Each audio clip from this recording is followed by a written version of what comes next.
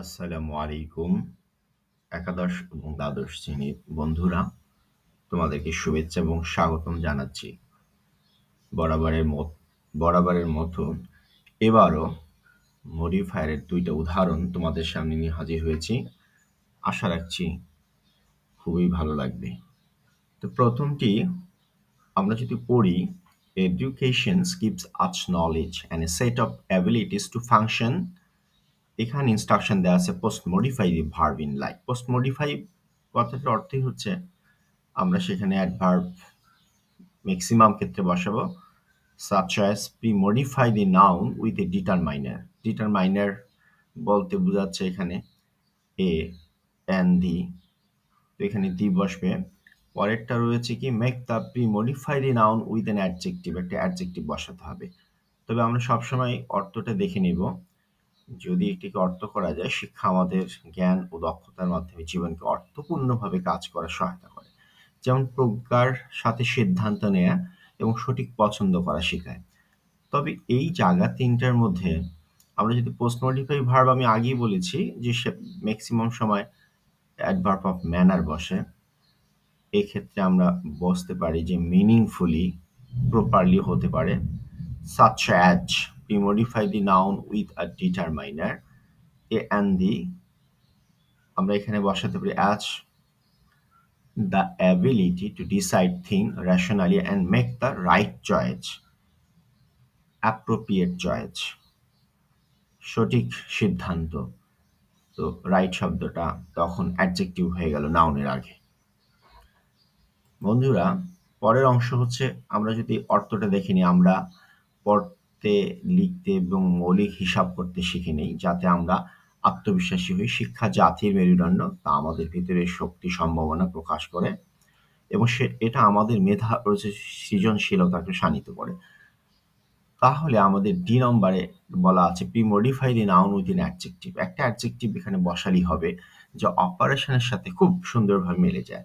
তো আমরা এখানে আগেই বলেছি যে মৌলিক, তো মৌলিকের ইংরেজি বেসিক বা ফান্ডামেন্টাল, দুই শব্দটা আমরা বসাতে পারি এবং দুটাই adjective. We gain a degree of self-confidence. Later, education and appositive. Appositive মানে হচ্ছে পাশাপাশি বসা, গুণের সাথে মিল রেখে। তো এডুকেশন সম্পর্কে আমরা যদি এক দুইটা ওয়ার্ড দিয়ে একটা সমন্বয়, একটা লাইন তৈরি করি, তো এডুকেশন অ্যান অ্যাসেনশিয়াল টুল অথবা education a backbone of a nation, এই শব্দগুলো বসাতে পারি। আরও অনেক শব্দ এর সাথে মিল রেখে বসাতে পারি। তো education releases our potentials and our inner strength. It sharpens. এখন pre-modify the noun with a pronomial adjective. pronomial adjective মানে যে pronoun থেকে যে adjective শুরু হয়। আমরা যদি এখানে বসাই যে it sharpens our intellect, তাহলে পজিটিভ থেকে শুরু হলো, and develops our creativity. পরেরটা যদি আমরা যাই, যেভাবে আমরা ভালো করে কারণ জানতে শিখি এবং আমাদের সমস্যার সমাধান খুঁজি এবং এভাবে সমাজের উৎপাদনশীল মানুষ হই। শিক্ষা আসলে সংজ্ঞাগতভাবে উদার, আমাদের শিক্ষা দেয় মানবিক বৈচিত্র্য, সাংস্কৃতিক পার্থক্যকে সম্মান জানাতে। জি নম্বরে রয়েছে পোস্ট মডিফাই দি ভার্ব। বরাবরই বলেছি পোস্ট মডিফাই দি ভার্ব হয়ে গেলে আমরা ম্যাক্সিমাম ক্ষেত্রে অ্যাডভার্ব বসাই। তো এখানে আমরা ভালো করে অর্থ দেয়া আছে এবং মার্ক করে দিয়েছি আমি। তাহলে ওয়েল শব্দটা বসাতে পারি, তখন ওয়েলটা অ্যাডভার্ব হয়ে গেল। To reason well and find solution to premodify noun with a determiner. তো ডিটারমাইনার বলতে কি বোঝাচ্ছে? ডিটারমাইনার 5টা গ্রুপের মধ্যে যেটা সবচেয়ে ভালো হয়, এখানে আমরা আর্টিকেল বসাতে পারি। To the problems of life, we became pre-modify the noun adjective. আবার productive members of society, যে উৎপাদনশীল মানুষ, আবার এখানে রেসপন্সিবলও বসাতে পারি, কিন্তু সেটাও অ্যাডজেক্টিভ হয়ে যায়। Education by definition is progressive and liberal, teaching us to respect. Noun adjective, একটা নাউন অ্যাডজেক্টিভ বলতে আমি এই ডাইভার্সিটি শব্দটার সামনে আমি বসাবো একটা নাউন, সেটি নাউন অ্যাডজেক্টিভ হয়ে যাবে, অ্যাডজেক্টিভ একটু কাজ করবে। তো এখানে যদি হিউম্যান বসাই, human diversity and cultural and religious differences. আসলে অর্থটিকে ভালো করে পড়লে আমরা সেই শব্দটা এখানে বসাতে পারি আর আমাদের কিছু ন্যূনতম ইনস্ট্রাকশনগুলো বোঝার ক্ষমতা। তো বন্ধুরা, অর্থ দেয়াই আছে এখানে, অর্থটা আরো মিলাই দেখবো আমরা, আরো বেশ কিছু অর্থ এখানে লেখা যায়। তো আমরা পরের ধাপটা চলে আসি, দ্বিতীয়টার মধ্যে আমরা দেখতে পাচ্ছি পৃথিবীর সকল মানুষ একই খাবার খায় না, স্থানভেদে তা ভিন্নতা দেখায়। মানুষের খাদ্য অভ্যাস গড়ে ওঠে ভৌগোলিক অবস্থানের উপর, অর্থাৎ যে খাবারগুলো মানুষ খায় তা নির্ভর করে সেখানে জন্মাতে পারার এবং আমদানি করতে পারার উপর।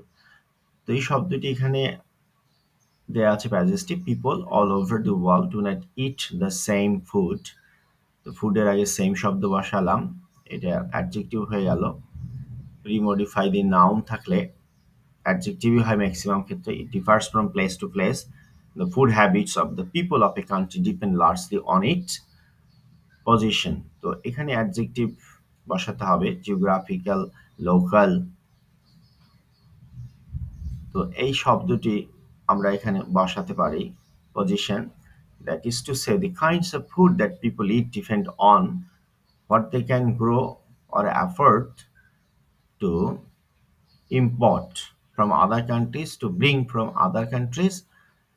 ইনফিনিটিভ মডিফায়ার যখন হয় তখন আমরা ভার্বের বেস ফর্মের আগে টু বসাই।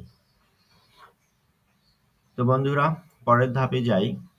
উদাহরণস্বরূপ, উষ্ণমণ্ডলীয় দেশগুলোতে বাসকারী মানুষ যেখানে উৎপাদিত প্রচুর শস্য শাকসবজি খায়।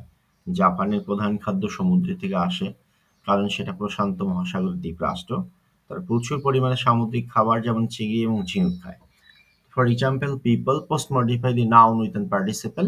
তো পার্টিসিপল তো তিন প্রকার, present participle, past participle, perfect participle. তো এখানে আমাদের দেখতে হবে কোনটা বসে। অনেক সময় প্রেজেন্ট বসে, কোথাও পাস্ট বসে, কোথাও পারফেক্ট বসে। তো এখানে আমরা ডি নম্বরে আমরা এখানে দুটাই বসাতে পারি, present participle, past participle. People lived in the tropical countries it A lot of corns. তো ইটও লিখতে পারি, লিভডও লিখতে পারি, আর লিভিংও লিখতে পারি, দুটাই পার্টিসিপল হয়ে যায়। দি রিমডিফাই দ্য নাউন ফুড। কি খাদ্য? the main food of Japan comes from the Ajit country island। তো ই নম্বর ইটা হয়ে যাচ্ছে। they ate a lot of the they ate, eat a lot of noun adjective। তো এখানে একটা নাউন বসাতে হবে, sea food like shrimps and oyster। অর্থটা সুন্দর করে দেয়া আছে, অ্যাটলিস্ট আমাদের শূন্যস্থানের মতোই সেইখানে একটা প্রপার শব্দ ইনস্ট্রাকশনের মধ্য থেকে আমাদের চুজ করে নিতে হবে। আমরা এরপরে যদি দেখি, যেমন সুইডেন, নরওয়ে, ফিনল্যান্ডে আছে সামুদ্রিক সৈকত, তাদের প্রধান খাবার মাছ। এস্কিমোস একটা জাতি, প্রকৃতপক্ষে মাছ খেয়ে থাকে, যেহেতু সেখানে তার কিছু জন্মে না। অস্ট্রেলিয়া, আমেরিকা এবং কানাডার মানুষ মাংস খায়, কারণ তাদের আছে গবাদি পশুর জন্য প্রচুর চারণভূমি। সুতরাং মানুষ তাদের খাবার অভ্যাস গড়ে তোলে তাদের জন্মানো ও কেনা ক্ষমতার উপর। আমরা প্রথমটাই দেখছি যে G number, Sweden, Norway, Denmark and Finland have wide sea coast. However, their main food is fish। Positive হচ্ছে।